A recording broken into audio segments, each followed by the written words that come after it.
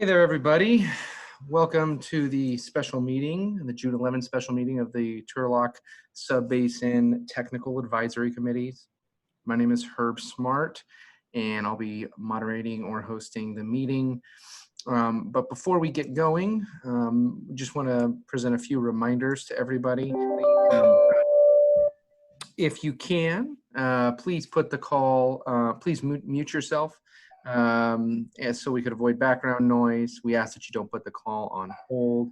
And please don't forget to mute when you do wish to speak.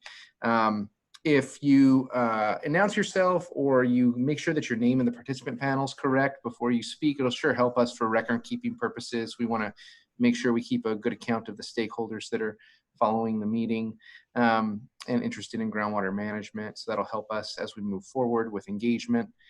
Just like an in-person TAC meeting that we've held previously, this venue has TAC members and members of the public to interact. We're going to follow the agenda. There's a couple ways to comment, one of which is just during the public participation item, which will happen in a moment when our chair gets to that point. Just verbalize your desire to speak and on that or the appropriate agenda item whenever it comes along. Or you could raise your hand, or you could use the chat feature. So a couple different ways. Just a reminder, we have people listening on the phone and also by way of computer that are seeing the slides that you see before you now. We're recording the meeting, and I'll also note that the agenda, the presentation that you'll see today, and other items are available for you right now on turlockgroundwater.org. So with that being said, I will yield now the floor to our chair or co-chair of the various GSA technical advisory committees, and I will yield to you to go through the agenda. Thanks, Herb. This is Lacey McBride with the West Turlock GSA TAC. I'm the vice chair, and I'll go ahead and call this meeting to order at 2:03 for the West Turlock TAC. Is Kevin Kaufman on for the East Turlock? Yes, can you hear me? Yes, thank you, Kevin. Would you like to? And I would call the East Turlock Subbasin GSA TAC to order at the same time. Great, thank you.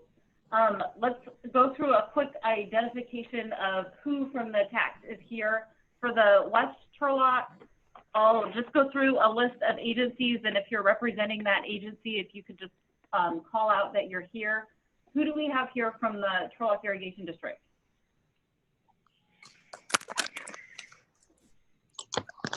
Michael Cook Bill is here. Govey.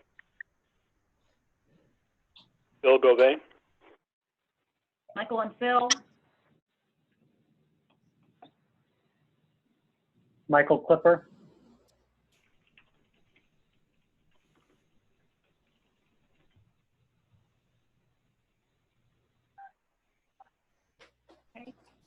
Okay. I think Debbie might be on as well, but I don't hear her yet. From the city of Turlock, who do we have? Fallon Martin's here. Hey, Fallon. Hi. Hi. Debbie's here. Oh, hey, Debbie. Thanks. From the city of Ceres. Do we have Karen today? No. From the city of Houston. Leah Sabalakis is here. Hello. And that's Leah? Leah, yes. Leah, okay, great. Thanks for joining. The city of Modesto. Miguel Alvarez. Thanks, Miguel. From Delhi County Water District. Leandro Maldonado. Leandro. Denair Community Services District.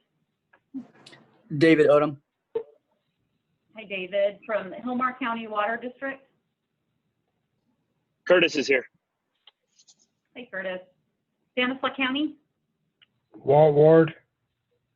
Great. Hi, Walt. And I'm Lacey McBride with Merced County. Associate members with the West Turlock TAC, the city of Waterford. And the Keys Community Services District.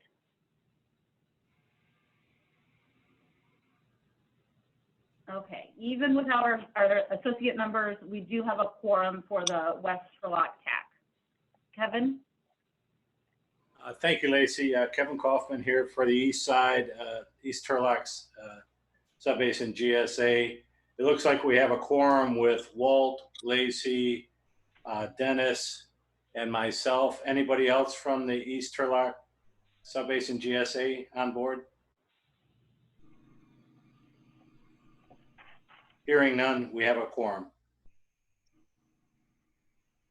Okay, moving right along. Let's go into item number 4, which is public participation. This is the time set aside for members of the public to directly address the Technical Advisory Committee on any of the items of interest to the public that's within the subject matter jurisdiction of the TAC. I do realize that I forgot to give the public the ability to introduce themselves. So really quick, if you're from the public, feel free to chime in and introduce yourself, let us know that we're here, and then we'll go into public comment if that works for you guys. So who do we have on from the public? This is Amanda Milt. Monaco. Oops. Amanda Monaco, Leadership Council.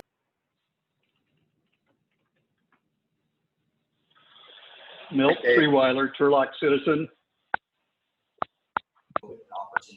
Giovanna Morales, Leadership Council. Mike Day, citizen of Houston and employee of Provo and Pritchard. Mark Rosecrans, Restore HYDROLOGIC.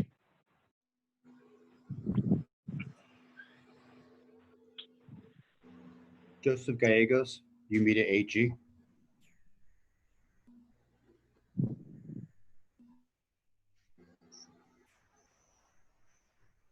Lindsay Hoskins, citizen of Turlock, employee of Gallo Winery.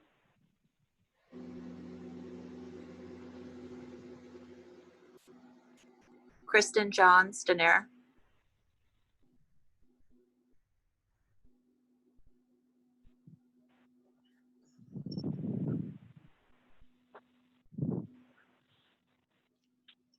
Great, thank you guys. Now we'll go into public participation. So is there anybody from the public who would like to address the tax at this time? Yes, Lacey, I would. Milt Freeweiler, Turlock citizen, GSA Technical Advisory Committees and all others. Here it is, the year 2020. We're 20 years into the 21st century already. It's a critical time for the East Turlock and West Turlock subbasins. We're working on the groundwater sustainability plan for this area. I know it's not going to be a perfect process and we will make mistakes and that there is a timeline we need to meet, but our goal always needs to be to use the best information available to us. Since the Groundwater Sustainability Management Act of 2014 wisely mandated these plans, I hope that the Department of Water Resources will have the scientific background to analyze these reports and use them to help us solve the problems we will face very soon here in the subbasin. I looked over the revised draft memorandum on the saltwater intrusion sustainability indicators. It looks very good. That's May 27, 2020. And I'm looking forward to Phyllis's presentation on this. And I'd also like to commend Herb for having the PowerPoint presentation online. Thank you, Herb. And that's all. Thank you. Thank you, Mel. Is there anybody else from the public who'd like to make a comment? Yes, it's Sprek Rosecrans from Restore HYDROLOGIC. At I think the end of the last meeting, I asked about whether certain technical information would be publicly available and didn't really get an answer. And then so I wrote a letter and sent it to the heads of the GSAs, which is what Phyllis suggested, and copied a few other people and so forth, both at the local and state level. And just from the public point of view, it's sort of tough to really know what's going on without access to data. And I'm not even sure what that data is going to, would be or what it would show, but I feel like I'm kind of flying in the dark here. And anyway, if anybody else wants to see the letter, I'm happy to send it. I just want everybody to be aware of that. Thank you very much. Thank you. Anybody else have a public comment?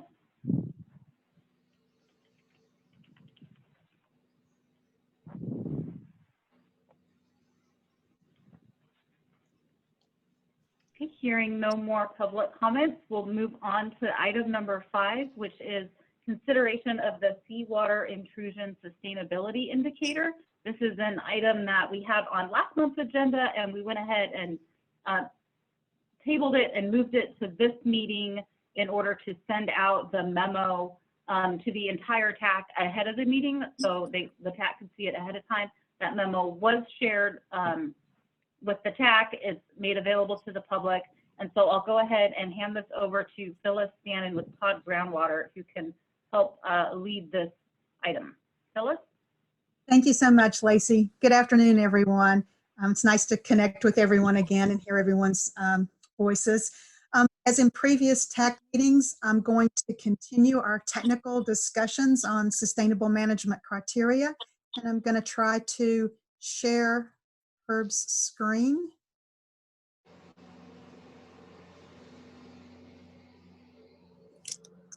If that's possible. I'm attempting right now, Phyllis, to let you control my screen. Do you see an indicator on your Zoom at all?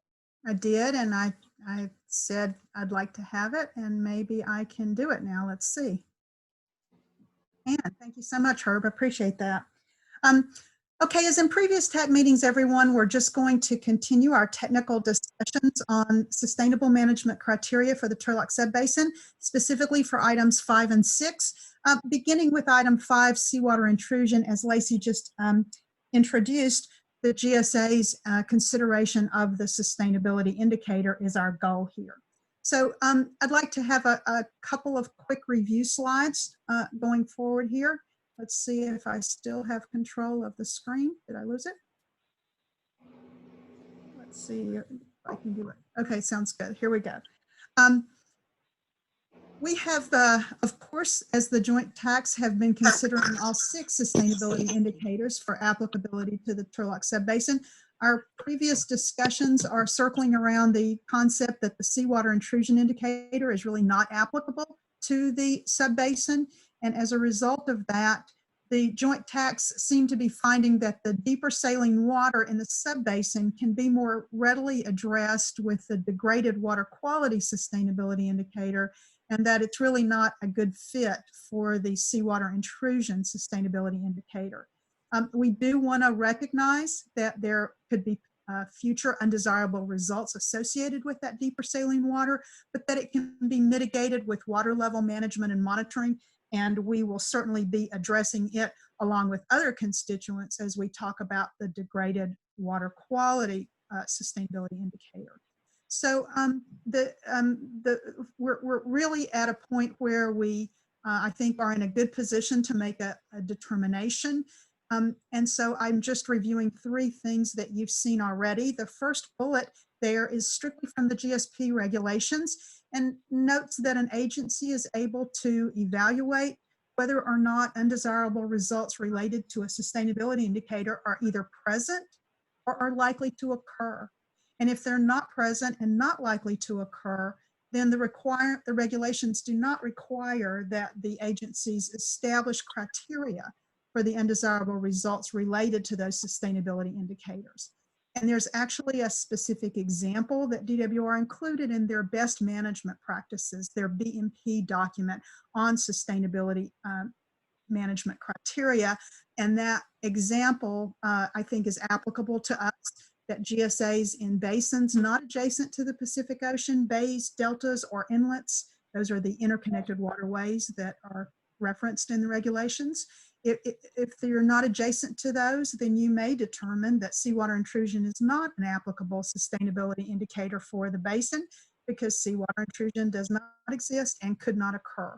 So I think given the regulations allowance for the determination of whether or not a sustainability indicator is present or not likely to occur, and the examples that we see from DWR, we've established a process going forward to allow GSA consideration of this issue. And so the process really is the using the revised seawater intrusion technical memorandum that Todd Groundwater wrote and provided to the TAC members to memorialize the joint TAC discussions and findings and really serve as a technical reference for the recommendations. And then that would give the GSAs the opportunity to be updated by the TAC members on this and all of the other sustainability indicators in the future when the TAC brings these issues to the boards. So this is the direct process of the TAC looking at the technical information as provided by the technical team, making a finding, and then making a recommendation to the board that on the applicability of not only the seawater intrusion indicator, but the other sustainability indicators. So that will be taken to the boards, and the boards will have the opportunity to review that information and make their finding as well with regards to this applicability. So that will sort of end the process for the TAC's role in this. And I am willing to answer any questions, of course, that anybody might have on this, either the indicator or the process by which we've laid out to handle this. And I, at this point, will simply turn it back over to Lacey for any action that the TAC members might wish to take. Thank you, Phyllis. So are there any questions or discussion from the TAC members on the seawater intrusion memo and the recommendation that Phyllis has suggested for the joint TAC?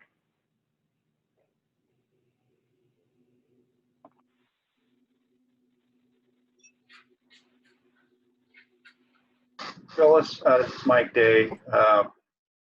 When you looked at this issue, did you look at, I guess, like, you know, how the seawater backs up in the delta and comes back up the river a ways, and I don't necessarily know exactly how far that comes under what conditions, but generally it seems like it's plenty far away from the Turlock Subbasin. But that's something that you looked at? We absolutely did. And I think that the issue of being adjacent is certainly not applicable to us. I don't have the number of feet elevation, but our groundwater basin and groundwater elevations are quite a bit higher than that. And we're more than 20 miles from the sort of beginning of the sensitive area. And we're way more than that along the waterway to the Pacific Ocean. So we did consider that, Mike, and I think that's just not an issue here. This is Walt. With this the climate change and raising sea level, was that also looked at in the next 20 years?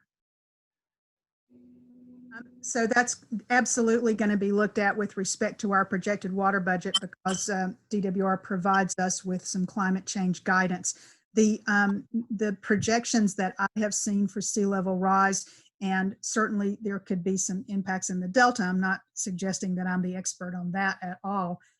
I still maintain our distance and our elevations would prevent that from being an issue for us. Thank you. You bet. This is Walt. On behalf of the East Turlock, move approval of the memo and move it forward for later consideration of the board. Thank you, Walt. Dennis, will you second that motion? Yes. Thank you, Dennis. Any further discussion? Kevin, before you vote, I just wanted to make one clarifying comment on the memo itself. At the very end of the memo, it talks about the recommendation is to seek final determination from the GSA boards. And I just wanted to maybe clarify that seeking the final determination from the GSA board does not necessarily mean that this is immediately going to the GSA boards at their next meeting, but that this memo and this recommendation is going to be incorporated into the GSP with the other sustainability indicators. And as the GSAs do approve sustainability indicators, they will be making the determination on seawater intrusion as well, but it could be a little further down the line in the GSP process. So I just wanted to be clear, especially with the public, that this doesn't necessarily mean that it's going to be an agenda item on the next GSA board meeting, but the GSA boards are going to see this before them in the future. It just might be wrapped up with the other sustainability indicators. Does that make sense? Absolutely does make sense. I appreciate you mentioning that. So Walt and Dennis, if it's okay with you, if we could have the motion read that we're approving the memo and incorporating it into the GSP for ultimate action by the board of directors of the GSAs. Yeah, that's fine. That's fine with me. Okay. Thank you both. Any further discussion? Okay, and we'll do it as we have in the past. And I'll ask for ayes and nays. All those in favor of this motion, please say A. Yay. Aye. Aye. Aye. Or aye. Yep. Thank you. Is anybody in opposition to this motion? Hearing no one in opposition to this motion, the motion passes unanimously. Thank you. Thanks, Kevin. Do we have a motion or further discussion or a motion from the West Turlock tax? Lacey, this is Curtis. I'll make the same motion for the West. I'll second it for the West as Walt. Great. Thank you. So we have a motion from Curtis and a second from Walt. Any further discussion? And similar to Kevin's process, all in favor say aye. And Aye. any Aye. any opposed? Great. It sounds like motion passes unanimously. Thank you very much. So we're on to item number 6 on the agenda. This is sustainable management criteria. This is a presentation and discussion on projected water budgets and sustainable yield. It's going to be led by Todd Groundwater. So I think I'll kick this off to Phyllis, and she and her team can lead this portion of the discussion. Great, thanks so much. I have just a few summary slides just to kind of get us all back up to speed and get us on the same page of what we've covered so far. And then we're going to turn this presentation over to our modeling team today, who has provided a presentation for us to talk about how best to look at projected water budgets and some of the information and data that they're going to need to complete an analysis of sustainable yield.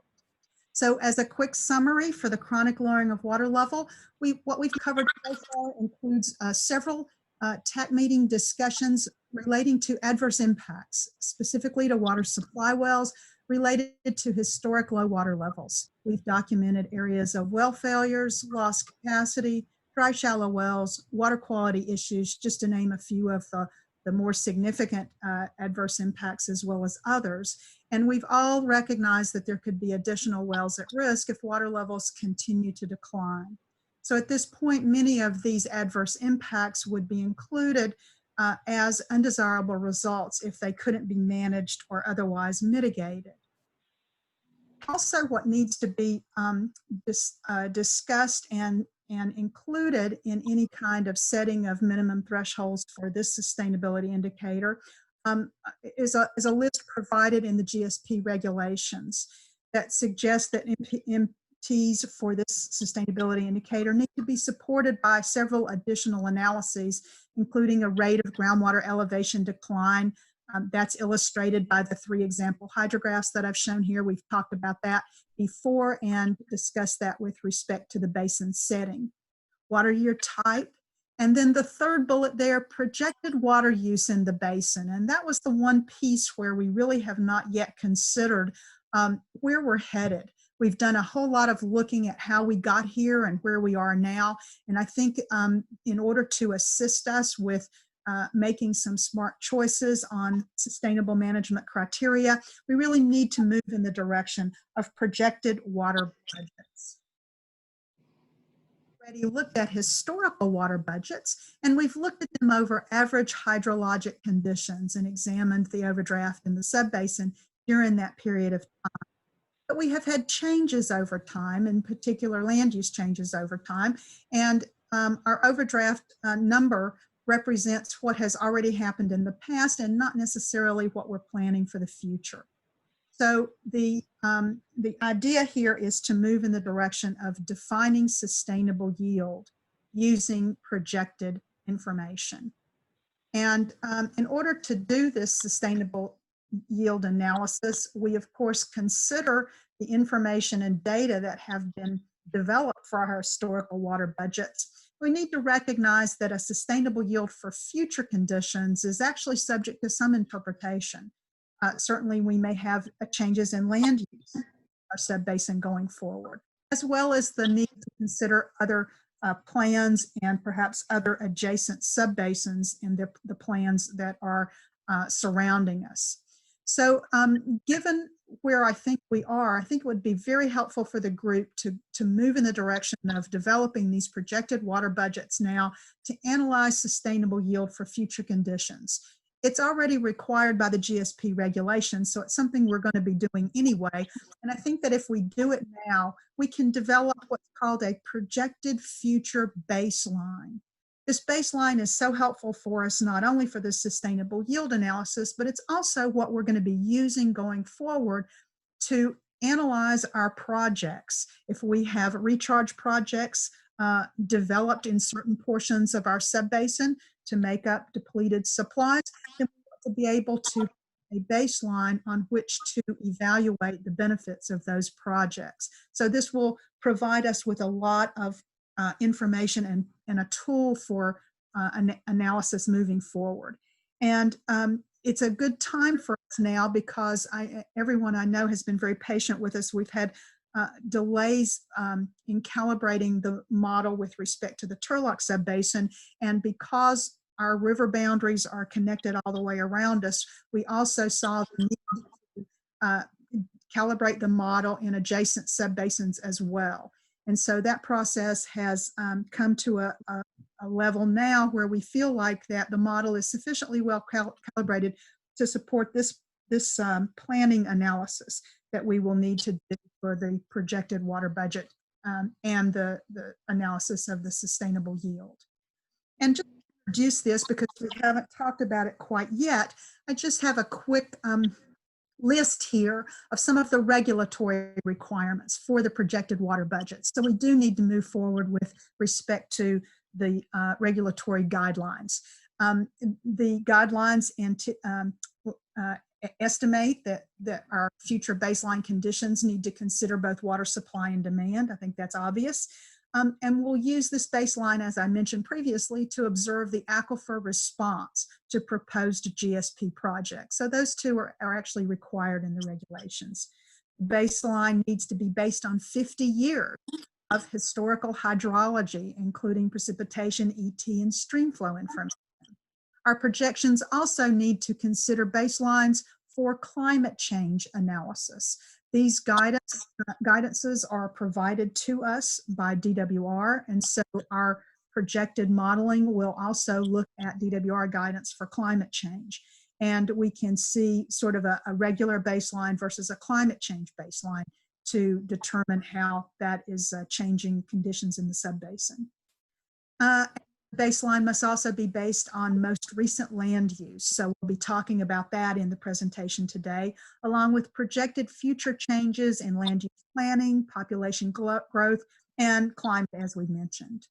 And then finally, baseline is required to use the most recent water supply information for estimating the future water supply. So with that introduction, I'd like to turn the presentation over to our modeling team, who has developed an approach for putting together the baseline for projected water budgets, as well as moving us in the direction of a sustainable yield analysis. So I'm going to go ahead and move the PowerPoint forward, and I would like introduce our two modeling team experts that are on the line with us today. Ali Tagavi is the lead for Woodard and Curran, and his lead modeler, Dominic Amador, is also on the line. And Ali, I'd like to just go ahead and turn it right over to you and Dominic to move forward with the information that you've provided for us on the baseline and the projected water budgets. Thank you, Phyllis. This is Ali Tagavi with Woodard and Curran, and it's a pleasure to be with you today. I think Phyllis pretty much painted the background information on where we're at. Just wanted to sort of go through very quick historical where we're at today. Is I think the last time we were in front of you folks was back in December or November, late last year, when we presented the results of the model calibration, and that calibration was done from the Turlock Basin with some artificial conditions on the Modesto side of the basin. But since then, we've been working with the folks in Modesto Basin, and we've completed the calibration on the Modesto Subbasin as well. And we've also received a number of comments on the calibration of the model in the Turlock Subbasin. We've incorporated that information. Since then, we've presented the results of the calibration to the Modesto folks. We've also have had a chance to have interbasin coordination meeting between the Turlock folks and Modesto folks. And so both folks have seen the results of the model calibration on both sides of the river. We feel that the model is on a pretty solid ground today to be used for future projection. What you're going to be seeing today is basically a synopsis of what we think the data items and potential assumptions should be for looking into the future. What Dominic, my colleague, Dominic is going to be asking you folks is basically to get your perspective on the assumptions and projected assumptions that we're going to put forward. And I'm sure you're not going to have a response and an answer to every single one of those data items, and you would need time to go back possibly to your constituency, individual entities to get back to us.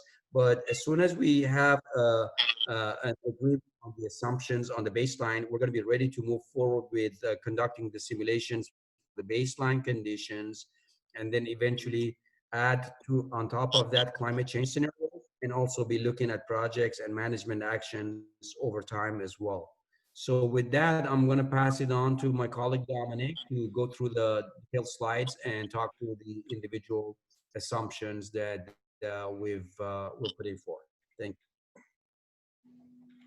Thank you, Oli. And if you could just give me a minute to get us back to the right slide. There we go.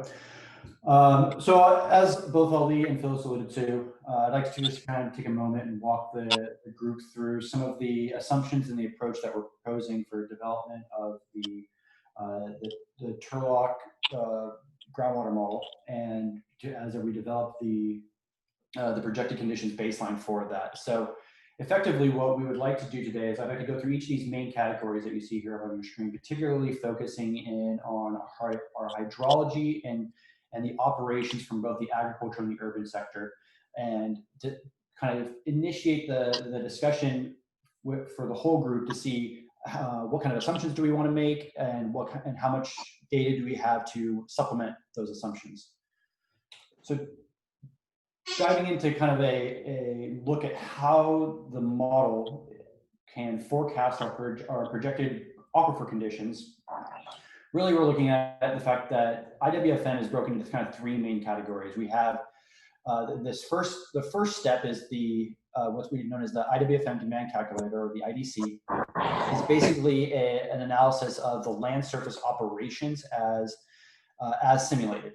And so what we need to, in order to kind of calculate the supply and demand of a lot of our water operations in the basin, is we're going to take a look at updating and projecting precipitation, land use, and agricultural demand, or agricultural and urban demand. From that point, we have to incorporate these from the supply side of things. We go through the surface water and groundwater production. And once we are able to kind of combine all these features together, all these temporal refinements that we're going to be looking at as we dive into our projected conditions, we'll be able to develop a full a simulation of the full baseline model. But in addition to that, we'll take a look at water budgets, sustainable yield analysis, and really dive into really what are we forecasting to occur over the next 50 years. And that would really start as our foundation of our planning as we get into the GSP. So the first thing that drives the vast majority of our water use is our hydrology. It's how much water do we have in total. And that can vary fairly significantly on an annual basis. But in addition to that, we also have flexibility when we get into the GSP, and as far as Sigma is concerned, to acknowledge what hydrologic period represents the Turlock subbasin the best, and what kind of what period of a 50-year timeline do we want to use as the foundation of our analysis. And so what I have here is a chart showing kind of the annual precipitation within the subbasin over a 97-year period. Now, this is the period of record. It's kind of the full spectrum of the information that we can pull from. If we kind of take a look at a couple different slices of that option, really what I like to kind of walk you through here is a few different options that we have, and these can be fine-tuned to a degree if there's a desire to. And so really, as I get into a lot of the different data sets that I'm going to be presenting today, I'll also like to take that extra step and say, please take a moment, pause, ask questions. And a lot of these items they're discussion pieces. This is really me asking each of you, how do we want to represent our subbasin over this planning period? So these are big decision-making points. So please don't just let me kind of ramble on going through the various data sets. If there's anything that's unclear, or if you have a particular opinion in how something should be simulated, please speak up, because of this whole presentation today is really a discussion cornerstone for each of you.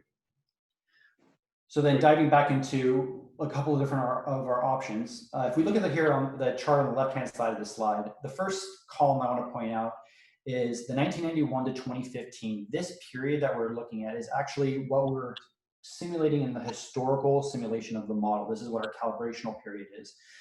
And really, if we average that in general, you can see that we're about 11.5 inches on an annual basis. We definitely capture the trends we have because we need to learn about the impacts to the aquifer system in a drought or in wet periods, and we'll be able to make sure we capture the impacts associated with each of those different periods. But one of the things that you can see is that overall, if we look at in each of these kind of fairly large 50-year chunks, the total annual precipitation is fairly constant.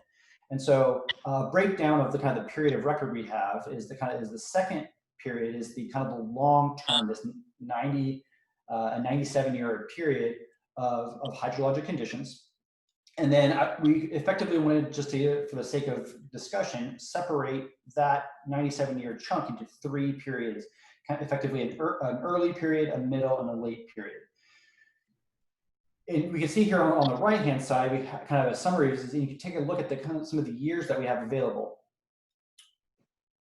Barring any kind of further discussion, or if anybody has a kind of particular reason from a hydrologic standpoint to prefer one period or the other, we would like to recommend using the 1969 to 2018 hydrologic conditions. This is kind of particularly based on the fact of kind of 2 main points. One, it's as the most recent data period, we have the most high quality and accuracy level of data. There's a lot more weather stations and we have a lot more methodology as far as capturing the spatial distribution across the subbasin. In addition to that, we want to make sure we maintain consistency with a lot of the various subbasins around us as we get into our GSP. We'd like to make sure that we can be consistent with the other subbasins. So for example, those that have already submitted their GSPs, including Merced, Delta Mendota, and Eastern San Joaquin, are all using the 1916 to 2018, the most recent hydrologic period. Modesto is a little bit behind us, so they haven't chosen yet. So that one's a little bit up in the air. But in general, this is kind of the standard as we're seeing kind of pan out in the GSPs. So effectively, what does that look like? Taking a look at this slide, what you're seeing here is a representation of the hydrologic period on the left. That's the historical period of the simulation, which is the light blue on the left-hand side. And what we're proposing is to grab the full hydrology from 1916 to 2018 and use that as our 50-year baseline period. And so effectively what we're going to do is we're going to tack that on to the other side, to the end of the simulation of our historical period, and be able to gauge aquifer impacts based on that. Okay, so I'll kind of want to take a little pause here to make sure everybody's on the same page and understand really what we're proposing here as far as looking at precipitation, and ask if there's any general questions that I can ask, at least on this specific topic. I have a question. This is Amanda Monaco with Leadership Council. Can you hear me? Yes, ma'am. Okay, great. So I guess in looking at the historical baselines for the water budget, you know, we know that given future impacts of climate change, we're going to see even more climate variability, which could mean we have more water, could mean we have less water than in the past. So given that, you know, the GSA really wants to avoid undesirable results like folks' wells going dry or, you know, other impacts, I would think you want to be on the more conservative side and make sure that you're looking at kind of more dry years to make sure that the GSA does reach its goals and avoids the undesirable results. So I guess I'm a little concerned with like picking the average that looks like there's more precipitation. So I would like to point out, and thank you for kind of making this point. We do separate out a projected conditions, and we separate out, in addition to that, we make a kind of a separate scenario or a separate baseline to make our planning analysis on. Kind of what we consider a current hydrologic and current climate change conditions, and then we separate out a separate scenario specifically focused at targeting the impacts associated with climate. And then we'll get into not only precipitation, but adjustments in evapotranspiration based on ET, or sorry, adjustments based on solar radiation, reservoir operations, and things to that effect. So we are going to have a separate baseline to specifically target climate change. And that is in line with kind of the DWR guidelines as to how to proceed with the analysis for the GSP. Okay, I think I understand what you're saying. Thank you. Mm-hmm. Hey, this is Spreck Rosecrans. Can I ask a question about Don Pedro? You mentioned starting the historic period in '69, and Don Pedro went online a year or so after that, and then didn't fill until maybe '73 or so. And is there any concern that, you know, including those years in which Don Pedro was filling, you know, could throw off the analysis, and it might be better to start till a little bit later? So we do have, so I guess we're going to break up the hydrology into a couple of different pieces. And that's actually I think it's my next section is to do what is our surface water operations. And that's kind of a slightly separate approach to this, because what we are developing when we're creating this projected conditions baseline is that it is still a baseline. And we're not going to just take a straight copy and paste from kind of the historical conditions. And so this aspect that we're taking a look at here is simply just precipitation.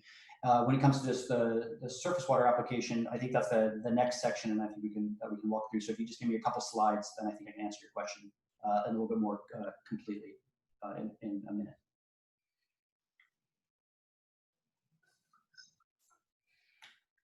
There we go.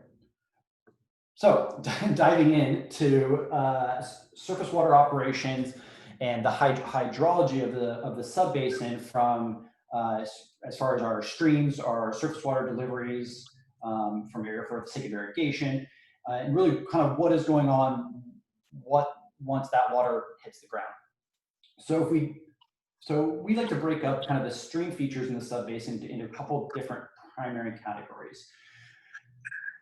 Primarily, we like to separate out what we consider the Merced and San Joaquin River operations, which are kind of largely uncontrolled by the Turlock subbasin, and separate those out to the Tuolumne River, which is, there's multiple dams that are operated by a mix of TID and Modesto ID, and really being able to capture how we're going to forecast not only the dam releases, but the surface water operations in our canal system, in our delivery operations, and really how we're controlling that surface water that the subbasin uses.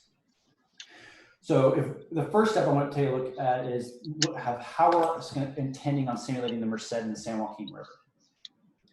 Both of these rivers, while they do certainly impact the Turlock subbasin and vice versa, and our operations impact that,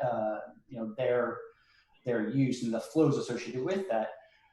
The Merced and San Joaquin rivers are highly regulated rivers, primarily out of control of a lot of the agencies here. The Merced River has its own reservoir system that is operated by Merced Irrigation District, has its own regulations and such according to that.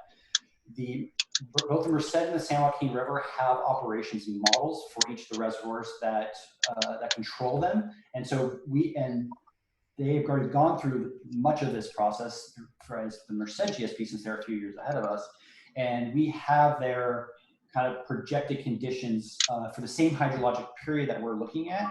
We have a kind of an estimated operations associated with that, and so we can control both the releases and the diversions off the river spills from Merced Irrigation District, and we're able to capture the Merced Irrigation District by utilizing data from their GSP development. The San Joaquin River is a little bit more challenging as it does cover a significantly wider area, but the core unit of C2V Sim, which is the model that we're using, simulates the entire San Joaquin River operations. In addition to that, CalSim, which is another surface water modeling program developed by the Department of Water Resources, also has a projected conditions baselines, and we're going to utilize that information from the state level to control the volume of water that is in the San Joaquin River, and that is then transferred into our modeling operations. So then diving into really how are we projecting our use of Don Pedro, LaGrange, the Turlock Lake, and then the full delivery system kind of downstream of each of those reservoirs. One of the primary questions that we wanted to take today to kind of ask each of you is what is the best way to simulate from the operational side of things, what is the best way to simulate the surface water delivery network within the subbasin? I believe independently, but in addition to the recent FERC relicensings that TID has gone through, there is an operations model, but we were wanting to really discuss whether or not we want to pull information from some projected conditions from the district, or whether we want to really focus more on the historical operations based on if we're maintaining the same hydrology over time, whether we want to utilize kind of the same historical operations, or if there has been anything significant in the past, any kind of specific milestones in this historical period that we're looking at that we need to take into account. So, and as was brought up a few minutes ago, if the timeline for development did incur any kind of major changes in operations, or simply items simple as the reservoir filling, or if we changed up some of the operational rules associated with it, we can make some fine-tuning adjustments with that as we get into kind of the simulation of our projected conditions. Dominique, John Lambie here. You can hear me okay? Yes, sir. I'm wondering, could you first remind us of which of the elements in the LaGrange Dam releases and down you're explicitly modeling, and how? Each of the 5? What do you mean by that? Well, I think Tuolumne River you've got in as a discrete boundary for riverine flow. Turlock Lake, similarly surface water. I'm not clear then, is upper main seepage actually a canal linear works in the model? Lower system seepage, don't know what that means. Turlock deliveries, I'm imagining you're putting that over the grid cells. Could you just give a framework of how water is going into the model? Sure. So surface water operations for Turlock Irrigation District are broken into the categories that we have listed here, about five primary categories. From LaGrange Dam, at least as far as our subbasin is concerned, from LaGrange Dam, we have water that goes into the Tuolumne River that is directly simulated or dynamically simulated and interacts with the aquifer system. What is not simulated from a kind of a river operations is the seepage from the canal system and the surface water deliveries. And so the seepage, as far as our canals are concerned, we've broken those up into the two what we consider the upper and the lower systems. So the upper system is anything from upstream of the Turlock Lake, so anything between Turlock Lake and the LaGrange Dam. And because that is primarily it's an unlined system, so it has fairly significant differences in its kind of seepage rates comparatively to what we consider the lower system, which is anything downstream of Turlock Lake. So anything that is associated with the main or highline canals and various laterals in TID is combined in this case into what we consider the lower system. And what we're doing there is we're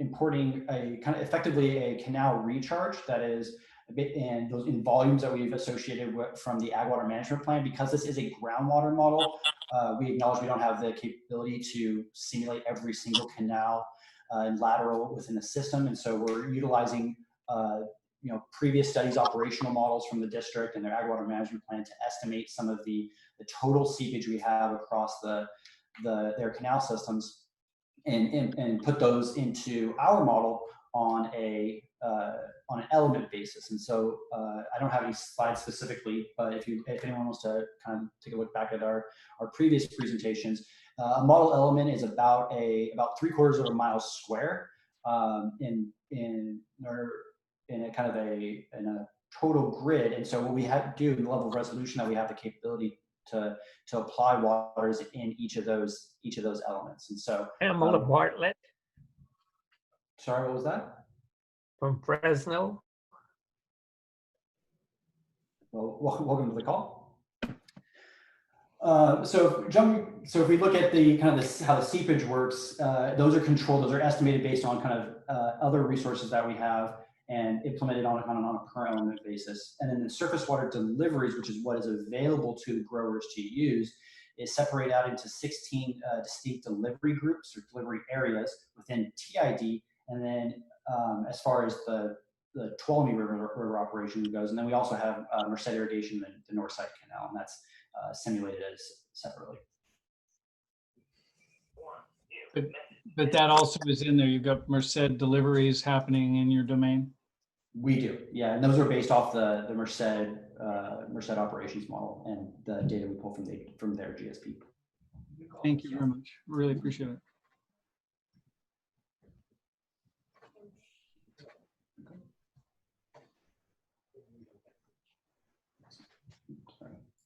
The only thing with Michelle after you won't pick out part of it. So sorry, controlling screens is a little challenging. There we go. So here's a list of kind of the very specific questions that we wanted to ask today. So if I can, I'd like to get some input from particularly Turlock Irrigation, but anybody else who has opinions on these, or as we kind of open up the floor to discuss, really is how does the subbasin as a whole want to simulate the surface water operations when it comes to Don Pedro, LaGrange Dam, and the lower systems associated with delivering surface water. So the first question I want to get is based on the various reservoirs included in our system, do we see projected operations being consistent with what we have seen over the past 50 years?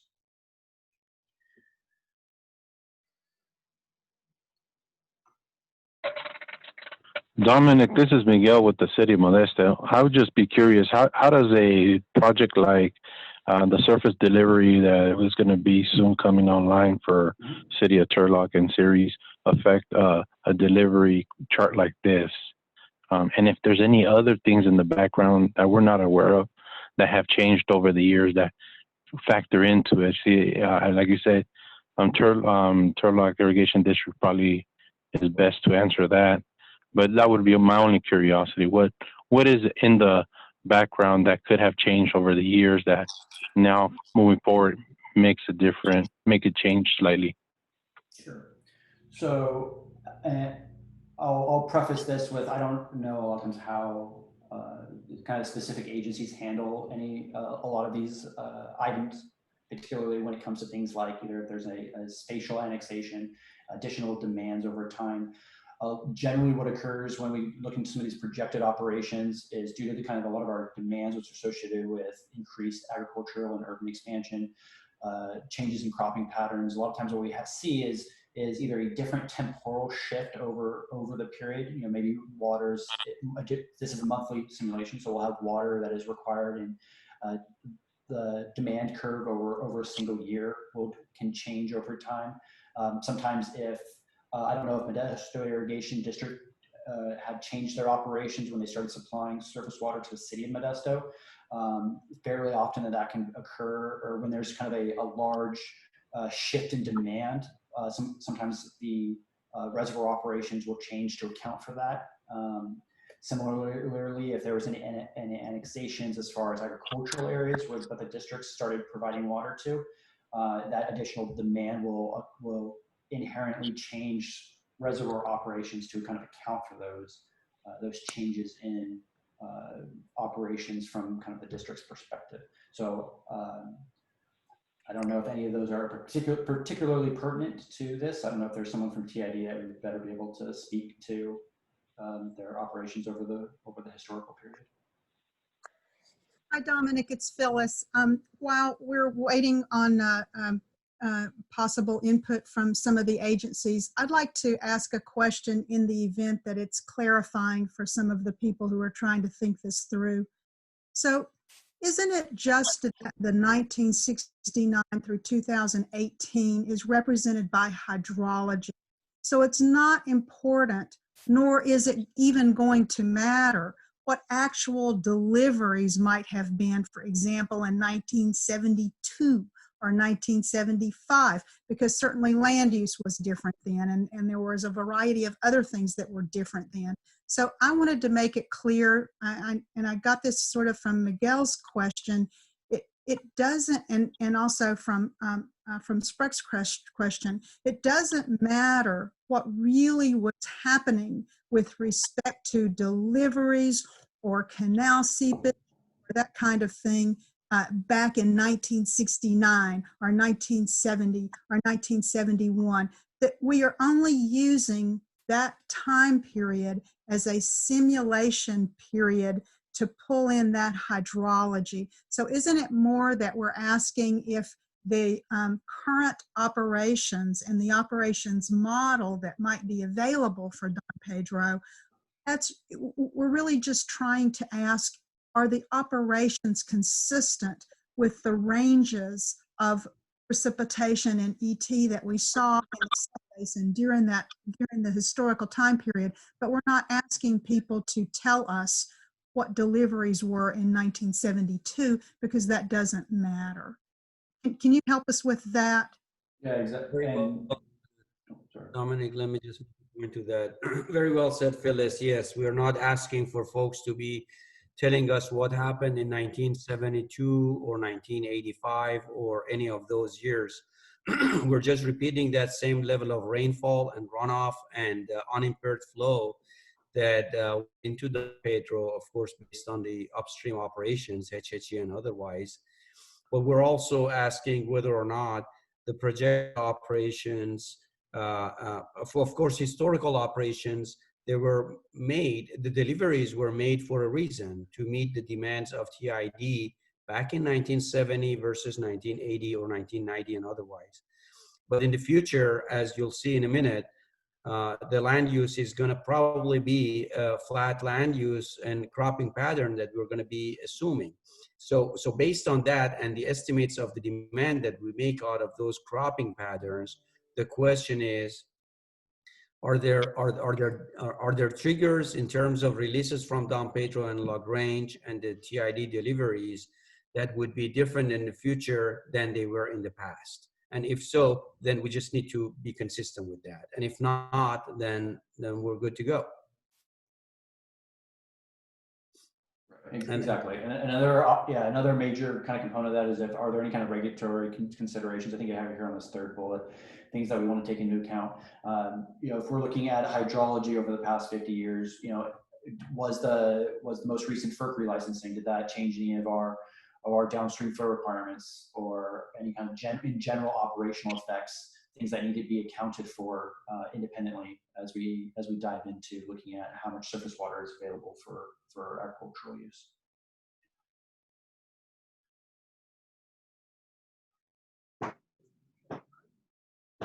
And we don't have to have a response today. I think this is just a beginning question, and I'm sure TID needs to probably vet this and think through this before you folks may have a response on what is happening, and you may have to consult your operations folks.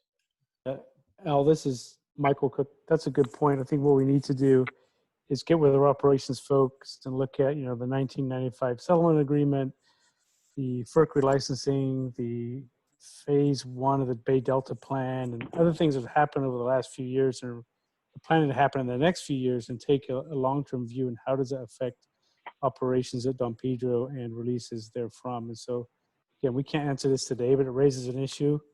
I think we've marked it, and we'll get back with our operations staff and start looking at that. Obviously, they do long-term forecasting and planning, and we'll just look at some type of reasonable assumptions to move forward with. But there are a lot of things up in the air right now for the district, as you know. That's right. Hey, Dominic, this is Joseph Gallegos. I have a question on, does irrigation methods make a factor? Like in the past, it was more of a flood irrigation than a drip irrigation. Would that affect this particular question?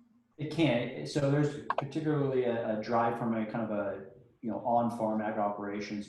Over time, we've seen a fairly large change in irrigation methodology and management.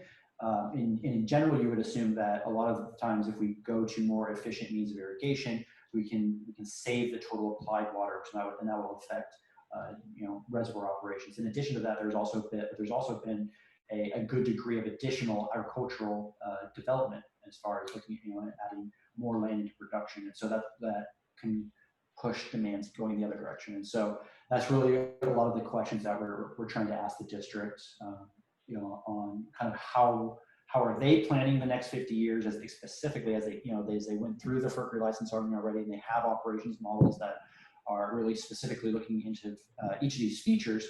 Is what is the best way from the GSP perspective to kind of account for each of them. And so it sounds as if that this may be a question that kind of TID needs to take and review maybe outside of this meeting.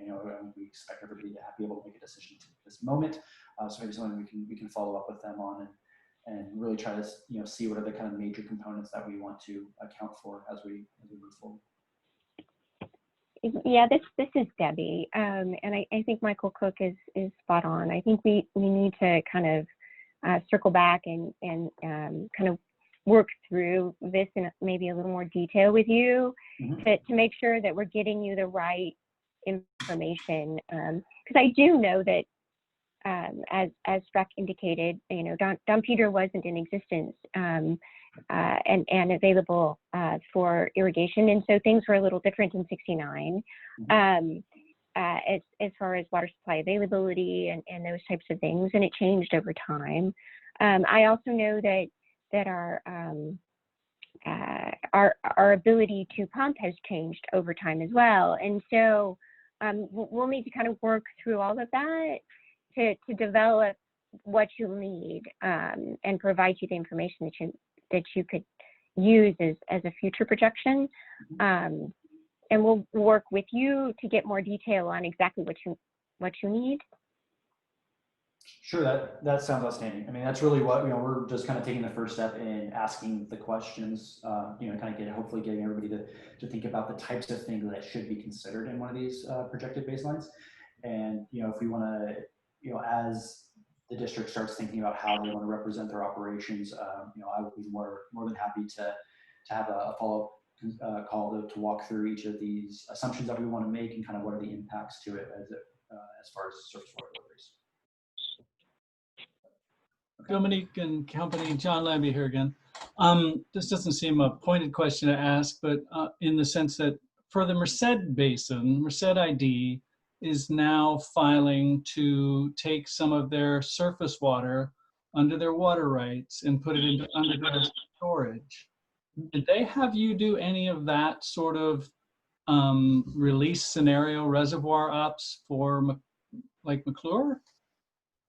So for the sake of the GSP, none of these major projects were directly simulated, particularly in a baseline. And that's the main component that I really want to focus on right now, is that this is a baseline. This is kind of the as-is operations. In fact, particularly speaking to Merced Irrigation District, even kind of a major component, a very major component as the SED was not incorporated in their baseline. Now, when we get into project management actions, we start getting into asking those types of questions. What happens if we had additional water for recharge, or what happens if the SED environmental flows, change entirely how we're operating the reservoirs? At least this is step one. We'd just like to get kind of what is the projections on what we are confident that will occur, and then as we get into we'll get into specific scenarios to ask each of those questions. Dominic, in the interest of time, I think we've got a number of other major issues to cover. I would suggest moving forward. Sounds good. Ollie, this is Valerie Kincaid. I just have one quick question. And I apologize if you already said this. And as you know, I'm not a technical person, so I apologize ahead of time. But are we modeling the baseline and historic surface water operations as well? And are you looking for input on how to model them just in general, or are we using actual data for current and historic surface water operations, and you're just looking to see how we can model projected surface water operations? I think it's the latter, yes. So we've looked at historical, Valerie, and we already have all of that information in the model, which also includes the current conditions up all the way to 2017 or 2018. So what we're trying to do right now is to see what are the projected land use and water use conditions look like, and what are the projected water supply conditions look like, because however way we operate, we end up or TID ends up operating reservoir and have the surface water delivery. The balance of that demand is going to be met by groundwater, and that's what we need to project forward as a baseline condition before we look at any projects and manage actions. Okay, that makes sense to me. And that's a helpful explanation. I think maybe one of the things that we need to do when we talk to TID about operations is to explain what we've kind of already done and the assumptions that you're using for the existing and historic, so we know what kind of things would change those operations and which wouldn't, if that makes sense. If you guys can do that at a layperson's level, I think that'd be helpful when we meet. Definitely. We can definitely work with on a one-on-one, make sure we get that across, definitely. And one more, I'm sorry, Ali, I just want to point out one more thing before we leave this slide. Again, I just want to emphasize the point for everyone on the call that we're looking at 1969 to 2018 hydrology. We're not trying to recreate the past. And the reason that we're seeing actual years during this first presentation is so everybody will understand where those hydrologic numbers are coming from for precipitation, ET, and runoff only. Those are only the things that are coming out of 1969 to 2018. Going forward, you can think of this as year 1 through year 50. I mean, this is just not recreating those conditions. And I think that there's been some things in the questions that I think are still a little confused about that. So I just want to try to emphasize the point again that we're not trying to recreate what was happening then. We're trying to recreate for the future what would have happened had it rained the same amount at the same locations as in the past. So thank you for letting me do that. Phyllis. That's good. Phyllis, I appreciate that, because oftentimes that gets confusing. And so all we're saying, like you said, is we're assuming that the last 50 years of rainfall would repeat itself over the next future 50 years in that same sequence. So the alternative to that would be for us to use some sort of random generator to come up with rainfall for the next 50 years, which is not going to be any better than what we had in the past. And so this is very standard way that the DWR and Bureau of Reclamation have both done their water supply planning over the last many decades. And so it's a standard way of looking at it. Having said that, it doesn't mean that we're going to forget about climate change. That's the last statement in here. And we will work with you folks all based on the DWR's guidelines to also superimpose what potential climate change conditions may look like and how that precipitation pattern monthly and annually would potentially change. Somebody had a question. It was me again, Ali. I was wanting Phyllis to take it really. And Phyllis, you've so succinctly stated what the three base cases are that DWR is requiring.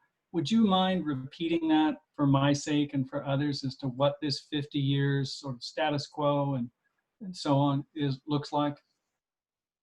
Precipitation, well, the whole thing. I mean, as I get it, status quo means land use as of now, taken 50 years forward based on a 50-year precipitation hydrology, and then there's this assumption of reservoir ups. But there's, as I think I understood it from you, there's three fundamental base cases involving changes in hydrology for the precip. Or am I misspeaking? No, you're okay. I don't know about three, but let's keep going, because this next slide is going to introduce land use, and then we're going to just continue on with sort of how this might look going forward. So that it might be clearer, John, if you just hang on for just a couple more slides, and if not, we'll circle back. Great, thank you. Thank you. Okay, so diving into land use. From this, now that we've kind of really gone over, well, what is a lot of the supply and what's that really going to be based on? The core of our demand is going to be based on the assumptions associated with the land use and cropping patterns throughout the subbasin. So what you're seeing here is kind of the foundation that we're looking at as far as current conditions, and then how we're projecting that out into the future as we talk about some of the projected operations of the subbasin as a whole. So what you can see here is a shapefile associated with the 2016 Land IQ data set. This is a kind of a statewide snapshot in time of what is being grown across the entire state, but really focusing in on our subbasin. And so if we jumping kind of the next slide, what I want to make a point to show everyone is this is actually a combination of the historical period that we've already simulated. That's the 1991 to 2015 that you see on the slide, kind of the left-hand, let's say, third of the chart. From there, we're going to use we're going to forecast out 50 years utilizing the hydrology. And this kind of goes back to what Phil said actually a minute or two ago about how very shortly we're talking about historical hydrology, representing that as over a 50-year baseline. And so very shortly, you're going to start seeing a lot of the charts similar to this, where they're really just saying they're 50 years. They're not any kind of particular year or historical period. But there's a 50-year projected conditions. And so what we currently have, and what we're planning on simulating is a consistent land use from a 2016 forecasted out 50 years. And so another one of the big questions we want to ask each of the local agencies is there additional data and that we should take into account, particularly as it applies to changes in projected cropping patterns. Do we see, for example, do we see the trend of additional orchards in this darker brown color here at the bottom? Do we see this trend continuing to increase as a percentage of our total agricultural operations, or do we see that kind of petering out over time, or and not necessarily, and really on how certain are we for it to occur, but also get into how are we wanting to represent the basin in the GSP. In addition to just our agricultural distribution, we also wanted to check with maybe each of the major municipalities to see whether or not we're forecasting any kind of urban growth, and if there's data to support that. If there are, particularly if they have spatial data on a sphere of influence to their current sphere of influence versus what they're projecting out over the next 10, 20, or 40 years or longer. However, where are we seeing growth? Not just are we anticipating growth in each of these sectors, but where are we projecting that growth to be? A lot of this information is kind of available on a very gross kind of tabular form in the agriculture and urban water management plans that we have access to. And we can address that. And basically, this is my request to kind of each of you. Is there kind of additional supplemental data that is worth sharing and incorporating into the model? So Dominic, this is Ali again. Let me just add a couple more points to this before folks start reacting to these charts here. Like Dominic said, I think there are actually three areas that we probably like to get your feedback on. And again, this may not be an immediate feedback today, but it's something good to have a discussion on and eventually getting back to us. On the municipalities and the urban growth, like Dominic said, do the urban entities expect over the next 50 years to grow to the sphere of influence or beyond? And if there's only data based on the general plans or otherwise, the urban plans that goes through 2040, and then beyond that, there's really no planning horizon or any particular projections, maybe that's something we can assume, and that's something that some of the other GSPs have assumed in the past, meaning growing both population-wise, water supply-wise, and otherwise through 2040, because that's your general plan build out, and from then on, we pretty much keep it constant. So that's only 20 years into the future based on this planning horizon here. Just something to think about and maybe react to. Similarly, with the ag districts, are there any indications, either based on any particular plans, ag management plans or otherwise, or market, or maybe just even your crystal ball, that there would be additional shifts or changes in the cropping patterns from 2016 onward? Say, for example, are the shifts from annual crop into the permanent crops, like has happened in the historical conditions? Are they going to continue? And if so, which one of the annual crops would potentially be converted to more of a permanent crops, and where, so to speak, to the extent that that information is available? And then along with that, also, do we expect as the urban grows, do we expect that growth to happen from ag to urban conversion? And then do we expect additional agricultural lands or native land, I should say, or undeveloped lands to get under production on future ag development? And if so, where do we expect that to occur as well? And so associated with all of that, of course, is going to be water supply and how that all is going to be supported by either groundwater or surface water. So those are some of the questions that you may want to be thinking about as we discuss this chart. And Ali, hi, it's Phyllis again. If I could just interrupt us with one quick comment. The regulations anticipate that these projections will be consistent with the planning processes that are already occurring in the subbasin, such as all of the urban water management plans and the agricultural water management plans. So we don't want agencies to be on the phone call thinking that we're asking for a new generation of information. This is probably the types of things that you already have incorporated or considered in your planning processes already. And so those documents, we would want to be consistent with. Thank you, Ali. Thank you, Phyllis.